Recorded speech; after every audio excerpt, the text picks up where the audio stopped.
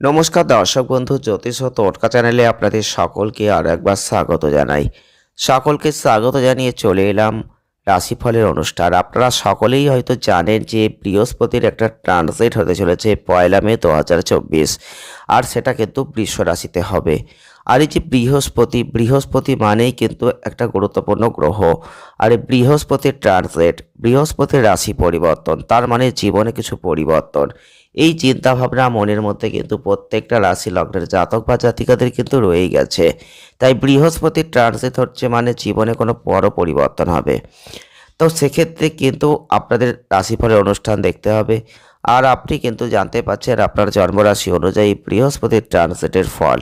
আমরা কিন্তু আজকে তেমনই একটি রাশি নিয়ে আলোচনা করব, যা হচ্ছে কন্যা রাশি। এই কন্যা রাশির জাতক বা জাতিকা যদি আপনি হয়ে থাকেন, তাহলে বৃহস্পতির ট্রানজিট 1 মে 2024 বৃষ রাশিতে হতে চলেছে। তার ফলে এই কন্যা রাশির মানুষদের জীবনে কি প্রভাব বিস্তার করবে, কি পাবেন কি হারাবেন, কতটা ভালো ফল লাভ করতে পারবেন। প্রথমেই বলবো, যারা কন্যা রাশির মানুষ রয়েছেন, বৃহস্পতি চতুর্থ ঘর, সপ্তম ঘরের অধিপতি, যেটা আরাম, বিলাসিতা, উদযাপন, ব্যয়ের সাথে যুক্ত। আর বৃহস্পতি হচ্ছে আধ্যাত্মিকতা, ধর্ম, উচ্চশিক্ষায় নবম ঘরে গমন করছেন। যে ক্ষেত্রে দেখবেন কন্যা রাশির জাতক বা জাতিকাদের জন্য আপনি আপনার পেশাগত জীবনে একটা পজিটিভ পরিবর্তনের আশা কিন্তু করতেই পারেন। যারা কন্যা রাশিতে জন্মগ্রহণ করেছেন, বৃষ রাশিতে বৃহস্পতির এই ট্রানজিটের সময় যেহেতু বৃহস্পতির উপস্থিতি হচ্ছে ধর্ম এবং পেশাগত সাধনায় সম্ভাব্য বৃদ্ধিকে ইঙ্গিত দেয়, তাই তার ব্যক্তিদেরকে অবশ্যই পারিবারিক তীর্থযাত্রা আপনি শুরু করতে পারেন।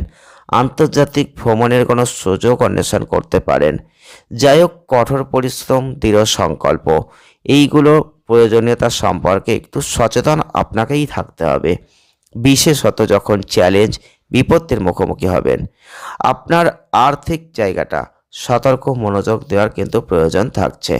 বৃষ রাশিতে বৃহস্পতির ট্রানজিট কন্যা রাশির জাতক বা জাতিকাদের ক্ষেত্রে আপনাদের এই সময় দেখবেন বৃদ্ধি, এই সময় দেখবেন অগ্রগতির সুযোগ, আর এই সময় দেখবেন আপনার অর্থাৎ ব্যক্তিত্বদের অবশ্যই সতর্কতা অবলম্বন করতে হবে।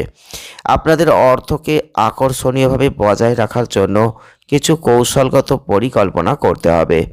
বৃহত্তর নেটওয়ার্কিং দক্ষতার জন্য একটা সক্রিয় পদ্ধতি অবলম্বন করার ক্ষেত্রে একটা নেগেটিভ ধারণা কম করা, আর্থিক স্থিতিশীলতা, ব্যবসায়িক উদ্যোগ সাফল্যের ক্ষেত্রে কিন্তু অবদান রাখবে। আপনাদের সম্পর্কের ফ্রন্টে যারা কন্যা রাশির মানুষ রয়েছেন, চিন্তাভাবনা করছেন কি হবে, সেক্ষেত্রে বলবো অংশীদারিত্ব এবং পারিবারিক যে গতিশীলতা সম্প্রীতি কিন্তু অনেকটাই বেশিভাবে বন্ধনকে উৎসাহিত করবে, ইতিবাচক জায়গায় নিয়ে যাবে। প্রিয়জনের সাথে মানসম্পন্ন সময় কাটানো, অর্থপূর্ণ যাত্রা শুরু করার একটা সংযোগ একটা গভীর হতে পারে।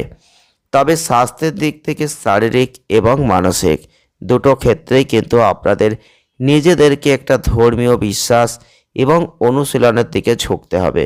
তীর্থযাত্রা, আত্মদর্শনের মাধ্যমে সান্ত্বনা এবং আধ্যাত্মিক পরিপূর্ণতা খুঁজবেন। যাই হোক, কাজ, প্রতিশ্রুতি, ব্যক্তিগত স্বাস্থ্যের মধ্যে ভারসাম্য বজায় রাখা অত্যাবশ্যক।